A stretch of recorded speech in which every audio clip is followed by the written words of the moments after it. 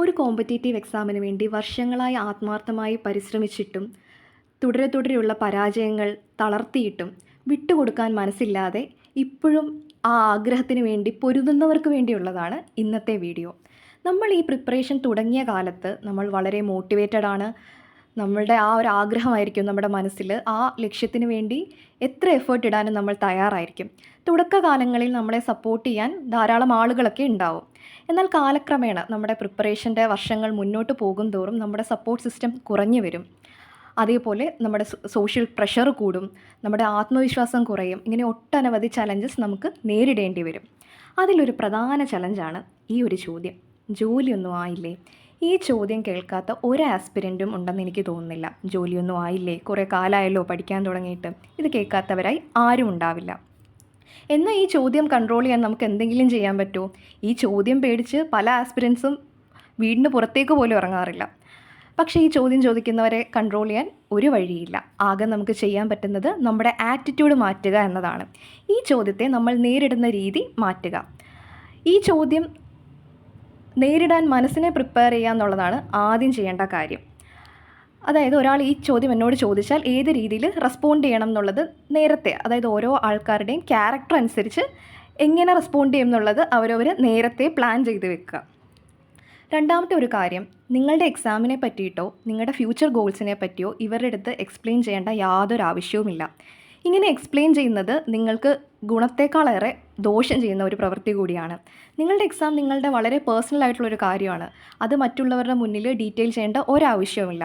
ഒരു എക്സാമ്പിൾ പറയുകയാണെങ്കിൽ, നിങ്ങളിപ്പോൾ ഒരാൾ എക്സാമിനെ പറ്റി കാര്യമായിട്ട് ചോദിച്ചപ്പോൾ നിങ്ങൾ നിങ്ങളുടെ ഒരു എക്സാം ഡേറ്റോ അല്ലെങ്കിൽ റിസൾട്ട് വരുന്ന ഡേറ്റോ പറഞ്ഞു എന്ന് ആലോചിക്കുക. നിങ്ങൾ ഉദ്ദേശിച്ച പോലെ നിങ്ങൾക്ക് അത്ര നന്നായി ഈ എക്സാം എഴുതാൻ കഴിഞ്ഞില്ല. അങ്ങനെ ഇരിക്കുന്ന ഒരു അവസരത്തിൽ ഇയാൾ ഈ എക്സാമിനെ പറ്റിയുള്ള അഭിപ്രായം ചോദിച്ചിട്ട്, അല്ലെങ്കിൽ എങ്ങനെയുണ്ടായിരുന്നു എക്സാം എന്നൊക്കെ ചോദിക്കുമ്പോൾ നമുക്ക് മറുപടി പറയുന്നത് കുറച്ച് ബുദ്ധിമുട്ടുള്ള കാര്യമാണ്. അതുകൊണ്ട് ഇങ്ങനെയുള്ള സാഹചര്യങ്ങൾ ഒഴിവാക്കാൻ അധികം എക്സാം റിലേറ്റഡ് ആയിട്ടുള്ള ഡീറ്റെയിൽസും നിങ്ങളുടെ ഡ്രീംസും ആരോടും ഷെയർ ചെയ്യാതിരിക്കുക. ഇതൊക്കെ നിങ്ങളും നിങ്ങളുടെ ഇമ്മീഡിയറ്റ് സർക്കിളിലുള്ളവരും മാത്രം അറിഞ്ഞാൽ മതി. സോ പ്രിപ്പയർഡ് ആയിട്ടിരിക്കുക എന്നത് മാത്രമാണ് ജോലിയൊന്നും ആയില്ലേ എന്ന ചോദ്യത്തിൽ നിന്ന് ഫ്രസ്ട്രേഷനും വിഷമവും ഒന്നും ഉണ്ടാവാതിരിക്കാൻ ആകെ ചെയ്യാൻ പറ്റുന്ന കാര്യം. അടുത്തൊരു കാര്യമാണ് സെൽഫ് ഡൗട്ട്. നമ്മൾ കുറേ വർഷം പ്രിപ്പയർ ചെയ്ത് കഴിയുമ്പോൾ നമുക്ക് തന്നെ ഒരു ഡൗട്ട് വരും. എനിക്ക് ഈ എക്സാം ക്ലിയർ ചെയ്യാൻ പറ്റുമോ? ഇതെനിക്ക് പറ്റിയ കരിയർ ആണോ? കുറേ നാളായല്ലോ ഞാൻ പ്രിപ്പയർ ചെയ്യാൻ തുടങ്ങിയിട്ട്.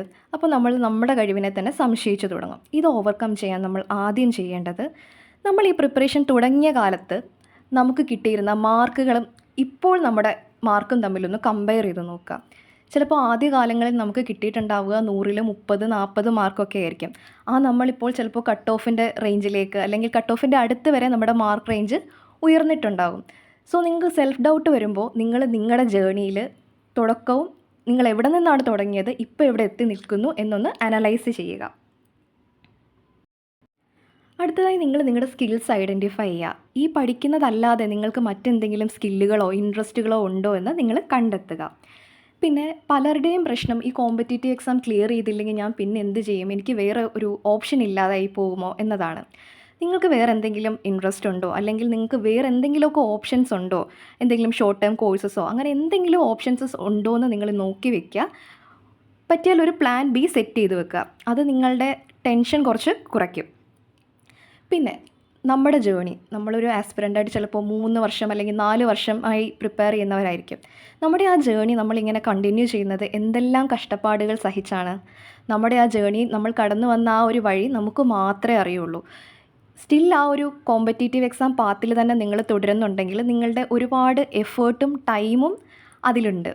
അപ്പോൾ നിങ്ങളുടെ ആ ഒരു ജേണിയെ വേറെ ആര് അപ്രീഷിയേറ്റ് ചെയ്തില്ലെങ്കിലും നിങ്ങൾ അപ്രീഷിയേറ്റ് ചെയ്യണം. കാരണം ഒരു കോമ്പറ്റേറ്റീവ് എക്സാമിന് വർഷങ്ങളോളം ഇരുന്ന് പഠിക്കുക എന്ന് പറയുന്നത് എല്ലാവർക്കും പറ്റുന്നൊരു കാര്യമല്ല.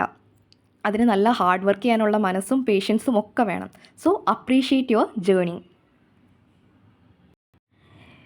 ഏതൊരു ആസ്പിരൻറ്റും ഈ ഒരു അവസ്ഥയിലൂടെ കടന്നു പോകാറുണ്ട്. അതായത് മെൻ്റലി എക്സോസ്റ്റഡ് ആവുന്ന ഒരവസ്ഥ. ഈ പ്രഷറും തുടരെയുള്ള പരാജയവും ഫ്യൂച്ചറിനെ കുറിച്ചുള്ള ആങ്സൈറ്റിയും എല്ലാം കൂടി മിക്സായിട്ട് ആകെ തകർന്നു പോകുന്നൊരവസ്ഥ. ഇങ്ങനെയുള്ള അവസ്ഥകൾ ഒഴിവാക്കാൻ, അല്ലെങ്കിൽ ഇങ്ങനെയുള്ള അവസ്ഥയിൽ നിന്നൊന്ന് തിരിച്ച് ട്രാക്കിലേക്ക് വരാൻ നമുക്ക് ചെയ്യാൻ പറ്റുന്ന ഒരു കാര്യം, നിങ്ങൾ എല്ലാ ദിവസവും നിങ്ങൾക്ക് വേണ്ടി ഒരു സമയം കൊടുക്കുക. അതായത് നമ്മൾ സീരിയസ് ആയി പഠിച്ചു തുടങ്ങുന്ന ആസ്പിരൻസിന് പലപ്പോഴും തോന്നുന്നൊരു കാര്യമാണ് നമ്മളിപ്പോൾ ഒരു സിനിമ കാണുക അല്ലെങ്കിൽ ഒരു ദിവസം പുറത്തേക്ക് പോവുക, ഇതൊക്കെ ചെയ്യുമ്പോൾ നമുക്ക് പഠിക്കാനുള്ള സമയം അവിടെ നഷ്ടപ്പെടുകയല്ലേ, അങ്ങനെ പോയാൽ പോലും ഒരു ഗിൽറ്റ് ഫീലിംഗ് ആയിരിക്കും പലർക്കും. പക്ഷേ ഇങ്ങനെ നമ്മുടെ മെൻ്റൽ ഹെൽത്തിന് വേണ്ടിയിട്ട് അല്ലെങ്കിൽ നമ്മളെ ഹാപ്പി ആക്കാൻ വേണ്ടി കുറച്ച് സമയം സ്പെൻഡ് ചെയ്യുന്നതിൽ ഒരു തെറ്റുമില്ല. നിങ്ങൾ നിങ്ങൾക്കായിട്ടൊരു ടൈം കൊടുക്കണം, നിങ്ങൾക്ക് ഇഷ്ടമുള്ള കാര്യങ്ങളൊക്കെ ചെയ്യണം.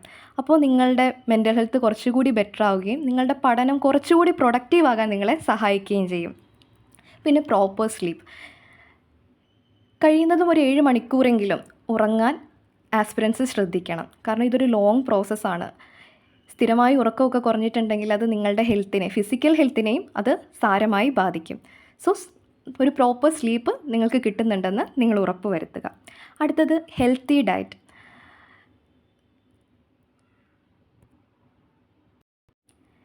പിന്നെ അത് final point, fix your self. നിങ്ങൾക്ക് ഇപ്പോൾ നിങ്ങൾ ബിയോണ്ട് ദ കൺട്രോളാണ്, നിങ്ങൾക്ക് സ്ട്രെസ്സ് മാനേജ് ചെയ്യാൻ പറ്റുന്നില്ല എന്നാണെങ്കിൽ നിങ്ങളൊരു ബ്രേക്ക് എടുക്കുക.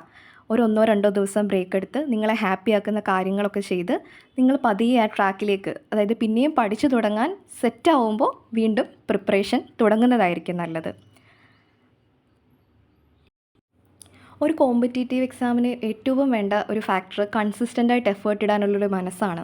ഈ 2-3 വർഷമായി പ്രിപ്പയർ ചെയ്യുന്ന നിങ്ങൾക്ക് ആ കൺസിസ്റ്റൻ്റ് എഫേർട്ട് ഇടാനുള്ളൊരു മനസ്സുണ്ട്. അതുകൊണ്ട് തന്നെ നിങ്ങൾ എക്സാമിൽ സക്സീഡ് ചെയ്യാനുള്ള ചാൻസസ് വളരെ കൂടുതലാണ്. സോ നിങ്ങൾ കോൺഫിഡൻ്റായി നിങ്ങളുടെ പഠനം തുടരുക. ഒരു ദിവസം നിങ്ങൾക്കതിനുള്ള പ്രതിഫലം കിട്ടിയിരിക്കും. അപ്പോൾ ഇതുപോലെയുള്ള വീഡിയോസിൻ്റെ നമുക്ക് വീണ്ടും കാണാം.